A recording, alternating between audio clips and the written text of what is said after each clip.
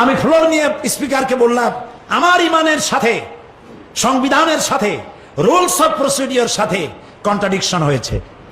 আমার সংবিধান বলে শহীদ প্রেসিডেন্ট জিয়াউর রহমান সাহেব তিনি সংবিধানের ভিতরে লিপিবদ্ধ করেছিলেন, সমস্ত কাজ হবে, রাষ্ট্রের সমস্ত কাজ হবে আল্লাহর উপর ঈমান এবং অবিচল আস্থার কে কেন্দ্র করে। তো আল্লাহর উপরে আমরা ঈমান এনেছি, আমরা মুসলমান। উনি সেটা পার্লামেন্ট, উনি সেটা সংবিধানে লিপিবদ্ধ করেছেন। আর মুসলমান আল্লাহ ছাড়া কাউকে রুকু সেজদা দিতে পারে না। আপনার সামনে মাথা নত করা এটা রুকুর শামিল, এভাবে মাথা নিচু করা জায়েজ নাই, হারাম। 15 মিনিট কোরআন এবং হাদিস দিয়ে আমি এই বক্তব্য রাখলাম। তিনি হুমায়ুন রশিদ চৌধুরী সাহেব ছিলেন তখন স্পিকার। তিনি বললেন, মৌলানা সাহেব আমি আপনার সাথে সম্পূর্ণ একমত, কিন্তু এইভাবে তো আমি এটাকে বন্ধ করতে পারবো না, আপনাকে নোটিশ দিতে হবে। আমি নোটিশ দিলাম, আওয়ামী লীগ সরকার আমার নোটিশ ডিপ ফ্রিজের মধ্যে আটকাই দিল।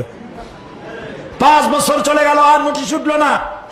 আল্লাহ তাআলা দ্বিতীয়বারের মতো আবার আমাকে আনলেন জোটের সাথে। আমি আবার পার্লামেন্টে কথা উত্থাপন করলাম, সেই নোটিশ দিলাম, নোটিশ উত্থাপিত হলো, মিটিং হলো।